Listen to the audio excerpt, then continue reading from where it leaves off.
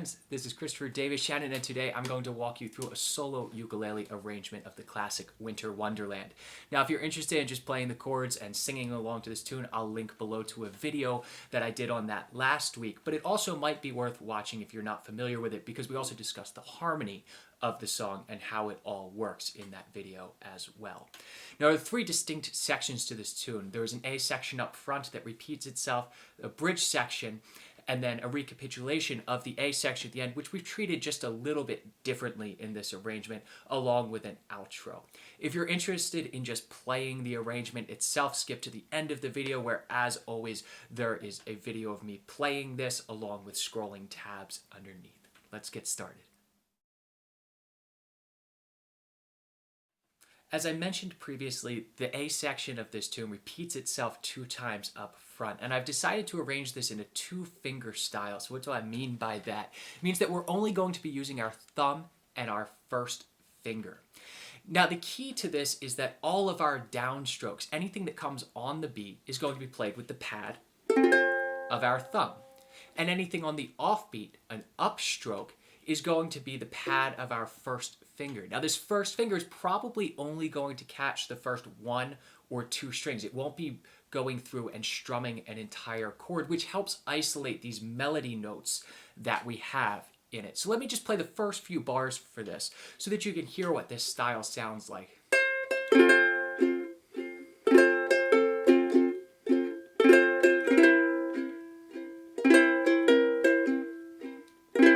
So with just 2 chords in here, we're able to eke out the entire melody without having to really isolate notes, pluck individual notes, or anything like that. We can just keep this strumming basically consistent throughout. With a down-up strum, we're just only doing the up strum occasionally.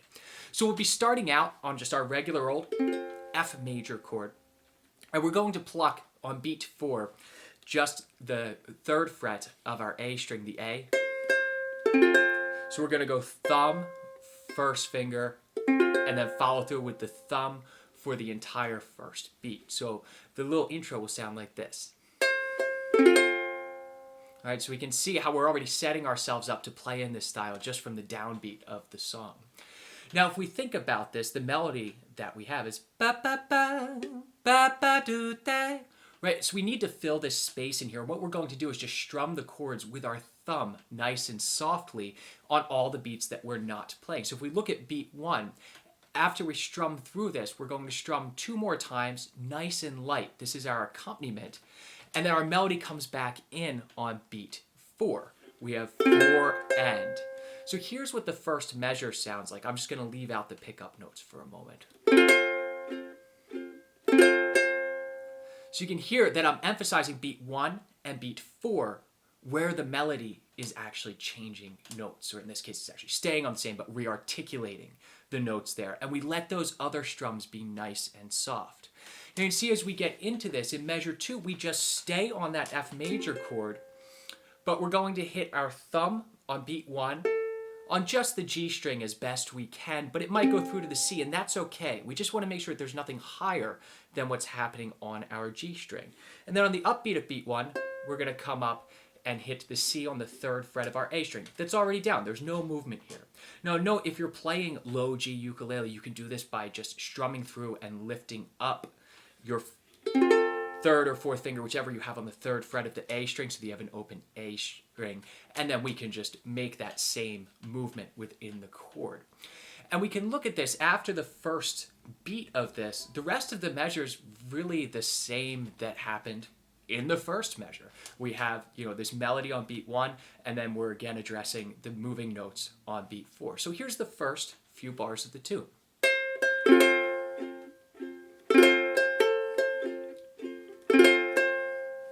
All right, that's not so bad. And then we're moving to a C7th chord, but we're going to use a slightly different voicing than you're probably used to. As our melody note is still this C, we're really just repeating the melody, and we're going to have 1 note change. And that's that the A on the 2nd fret of our G string is going to move on up to a B flat on the 3rd fret of our G string. So these are the same notes that you play down here, but we're just placing that 7th, the B flat, on our G string instead. And you'll see how this sets it up to really integrate the melody into the chord so we don't have to move over the next 2 measures. Now, rhythmically, we're doing exactly the same thing with our fingers. We're just doing it over top of a C7th chord. If we look at bars 3 and 4, all the strumming is the same, just a different chord down. So if we do the same thing with our right hand,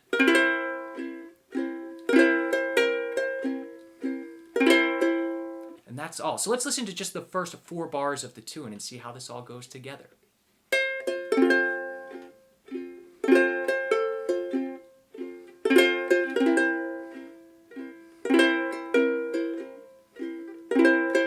Let's try just those first 4 bars together. 1, 2, 3.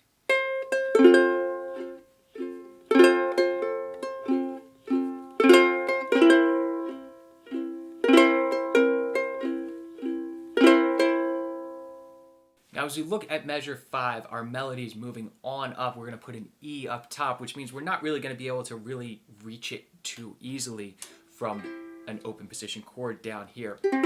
And while we could just strum a C like this, that doesn't really give us the feeling of the C7th chord that we want. So we're actually going to drop the C in the chord. We're going to play open, 4, 6, 7. So that's going to be G, E, B flat, and E. So this gives us the feeling of a C7th chord, although we're not even playing the root, but puts this melody up top. And we're going to strum this, and then immediately come up with the first finger. We can see that these are all 8th notes, so we'll really just be going thumb up for the majority of the next few measures. And then on the and of 2, the second 8th note on beat 2, we're going to switch to a G minor 7th chord. Leave your ring finger right where it is. We're going to put the middle finger on the 2nd fret of the A string. The first finger comes up to the F on the 5th fret of our C string. And then we have a G minor 7th chord, if we just leave that G open. And we're going to do that as an upstroke. So again, on the upstrokes, you might not hit all of the notes, and that's absolutely okay. We're isolating those melody notes. So let's just listen to the rhythm of this bar and the changes between the chords. So this is a C7th to a G minor 7th. So you can see that after this upstrum, when we prematurely go to the G minor 7th chord, we're going to stay on this. And this is the same rhythmic figure that we see in the island strum all the time. So this is something that you're probably rather familiar with, even if it looks foreign to you on paper. You've likely played this rhythm before. So it's going to be down, up, down, up, up, down, up. That should seem familiar to you. And then we're going to an A minor 7th. But this is actually going to be a slightly different voice than you're probably used to. It'll be open, 4, 5, 3. So that's an A minor 7th chord. And you can see what we're doing here is we come down from the C7th, G minor 7th, to the A minor 7th. Then we have this nice smooth motion between the chords. We don't have to reset all of our fingers. Even when we get to this A minor 7th, the ring finger's just coming down a fret to get the A on the 5th fret of our E string. And we're leaving the melody now on a C on the A string. And then rhythmically, we're going to do exactly what we did in the last bar. We're going to have down, up, down, up. Except after this A minor 7th, we're going to change to a B flat 6th chord, open, 2, 1, 1. So let's listen to these 2 bars together of this descending line, which we'll see throughout the tune. And I'm going to play it nice and slowly for you so you can really watch the hand motion that's going on.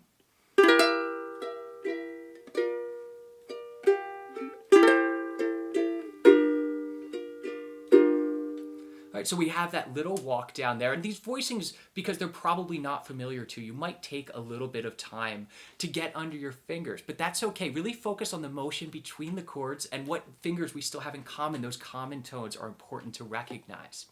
And as we get to measure 7, we're back in a nice open position chord. We're at a G9 now, open, 2, 1, open, because our melody note is this A.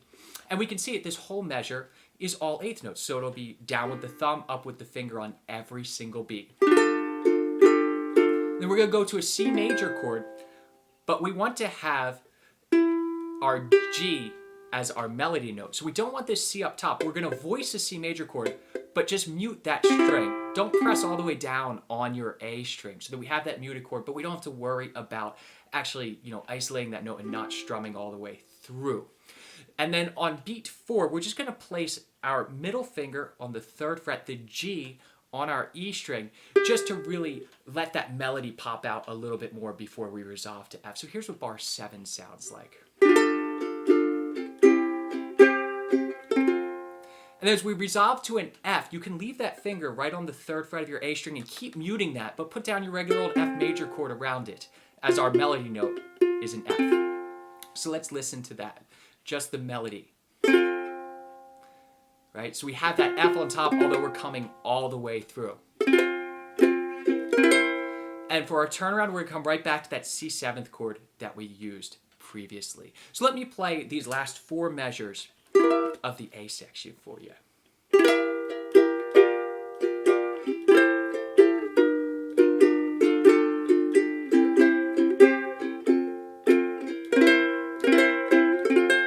And we go right back to the beginning. Before we play all of this together, let's look at the second ending, because the second ending brings us to the B section, so it's going to be a little bit different. So we resolve to the F with that muted A string, just as we did before, exactly the same. But now we're going to go to an E7th chord, because our bridge is actually going to start on an A on our 3 chord, which is a bit odd, and we talked about in the previous lesson video on this song. So we're going to play this, and then down to an E7th, and now we're going to open up just standard strumming. So we'll start strumming with our index finger here, just to give us a little bit of a change in feeling between the A section and the B section. So as we go to this E7th chord, we're going to play down, up, and then 8th note triplet. So down with the 1st finger, thumb, and up. Here's what the second ending sounds like. All right, now that we have both endings and all 8 bars of this A section, let's give it all a shot together. 1, 2, 3.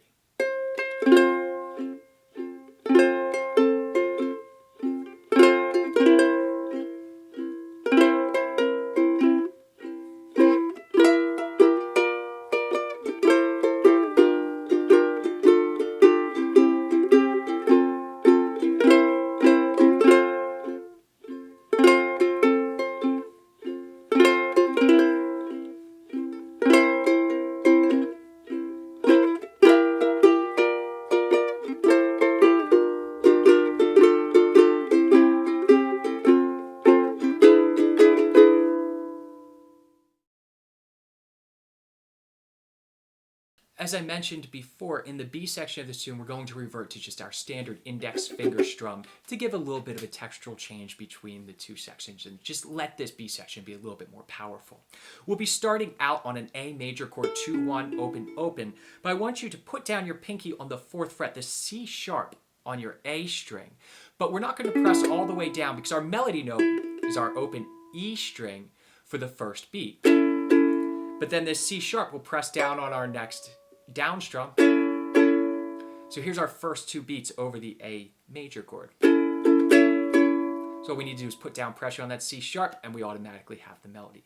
We're going to do the same thing, we're just moving so that it is now over a D major chord. So we're going to play 2, 2, 2, 5, and again we're going to mute the A string for the first down up strum. And then put it down for the second down up strum. So here's our first measure of the B section.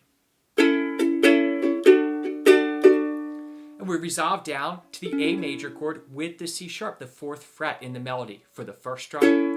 And then as we strum through on beat 2, we're going to lift that up and just have an open A string so that we have the melody integrated in this. And you can see in beats 3 and 4, we have another one of those 8th note triplets and then a simple down up strum. So let's listen to the first 2 measures of the B section.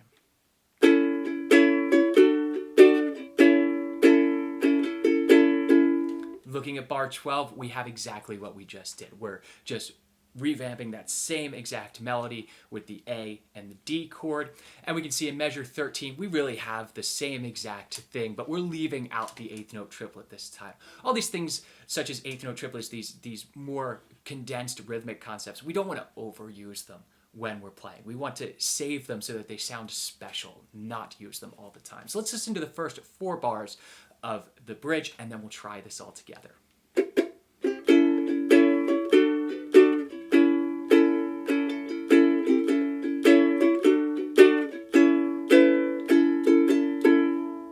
Let's try that much together. 1, 2, 3, 4.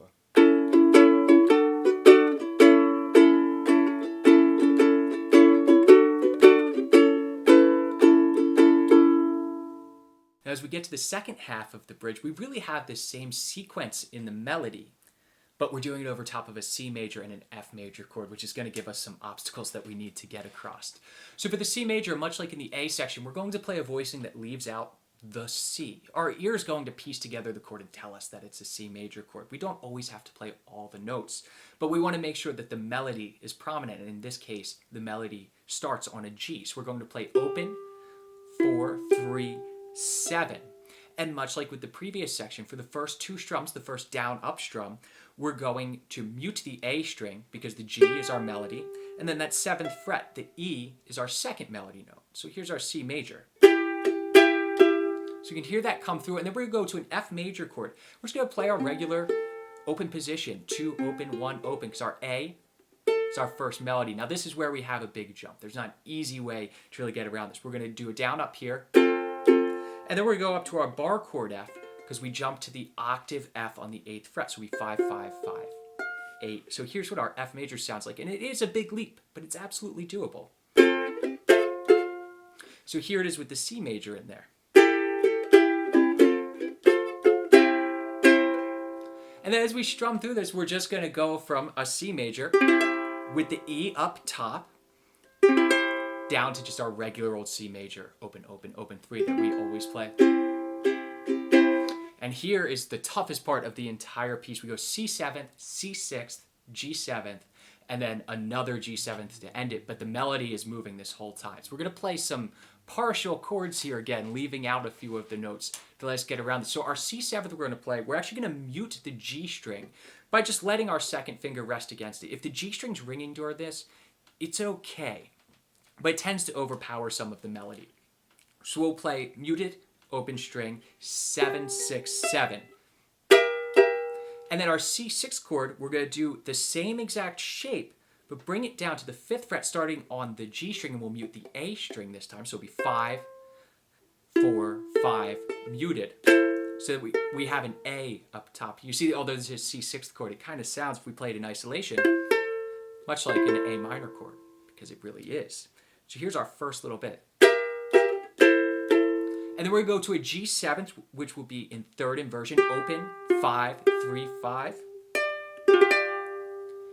And we're going to strum that twice, and then come down to our regular old G7 that we've always played, but we're not going to play the A string. We'll lift up the pressure on our ring finger and allow this to be muted. And then we resolve right to a C major chord. So let's listen to this slowly with these voicings. And these might take a little bit to get used to. But you can see that actually the spacing between the notes that our fingers has to use are not really that different. We're using a lot of the same shape to get around this, just moving it up and down the fingerboard.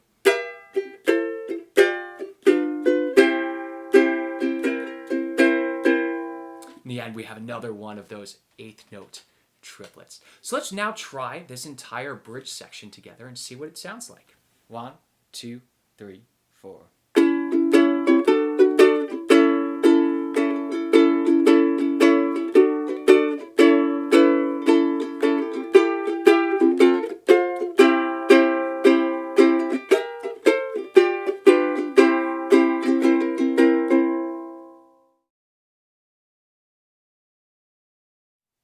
Now the last A section is really the same, but I wanted to try something different on here because it's boring to play the same thing over and over again. So we're going to stick with just our index finger strum for this and really just give this kind of like a shout chorus feel where it's sort of more in your face than the beginning of the tune.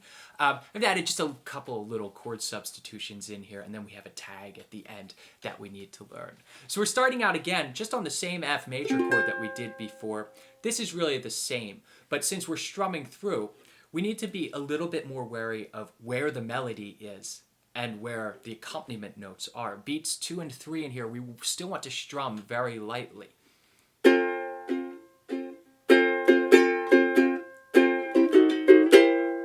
Right, so you can hear the difference between the melody notes, the important ones, and the supporting notes, the chords that we're really just strumming. So for the first measure, measure 18, we're going to strum through 3 times, and then down and up strum. And then on beat 1, we're going to lift up our pinky or ring finger, whichever is covering the 3rd fret of our A string, and then put it immediately back down on the up strum. So this is the same thing we were doing in the original A section, but we were doing that melody between the G and A string. Now we're putting it all on the A string. So again, if you're playing low G, you can really just play this version of it the entire time. And the little change that we're going to have is getting to this next C7th chord. We're going to use an F sharp diminished 7th as a passing chord, and we'll do one of those 8th note triplets over top of it. So that F sharp diminished 7th is 2 3 2 3, like this. So let's listen to how this gets us to the C7th.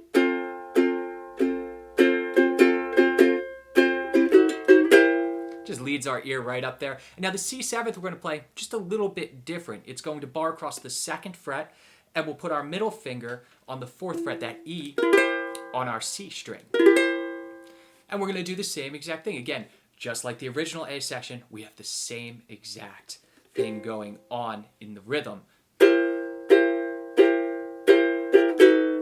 And what I've done here, instead of just going back and forth between the G and A strings, we're just going to slide on down to a B7th chord. So we're going to take that same chord shape that we're on for C7, slide it back for just half a beat, and then right back up. And then on beat 4 of this, we're going to use another diminished passing chord, but this time it'll be a C sharp diminished 7th, which is really the same shape. So we're already on the C7, 3 4 3 3, and we're just going to put the ring finger down on our C sharp on the 4th fret of our A string. And that's going to bring us up all the way to the same chord voicings we used previously. But I want to play these first 4 bars for you, and then we'll try it all together, since this is different than what we did before. It's going to sound like this.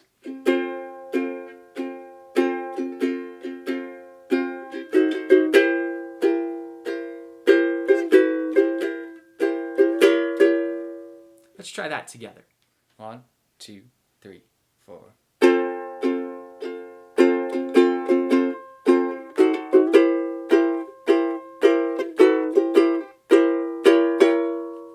Now the next 2 measures are identical to what we did in the previous A sections. We're just going to strum it with our index finger instead this time. So it's going to sound like this.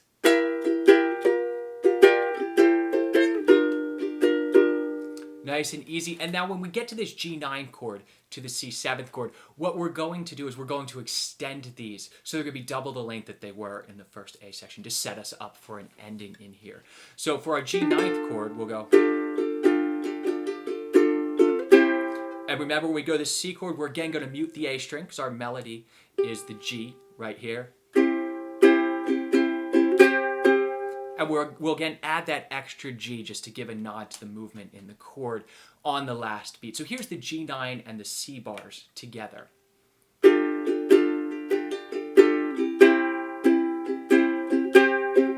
Now as we resolve this to the F, you can see that things are a little bit different here. What we're going to do is walk on up to that octave F voicing that we played earlier to end the tune. So we start out on our regular F down here, down up strum, and go immediately to an F diminished chord. 1 2 1 2. We're going to come up chromatically, and then we're going to push that up to the C7th chord that we just played, our bar chord, 3 4 3 3. We're going to make that C sharp diminished 7th chord again, and then we'll resolve it to an F 6th chord straight across the 5th fret, and then we're just going to slide this down to an E 6th and right back up to an F 6th, and then hit here. Now I know that sounds like a lot, but let's listen to it and see what it sounds like, nice and slow.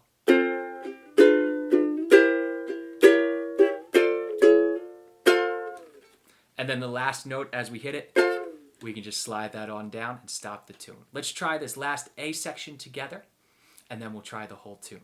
1 2 3 4.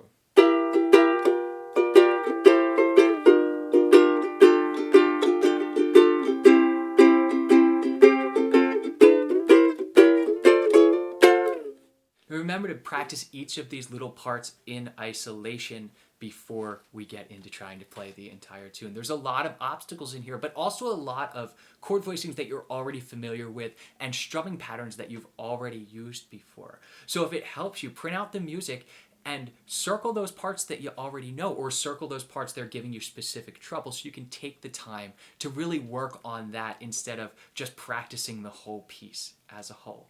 Let's give this thing a shot. 1 2 3.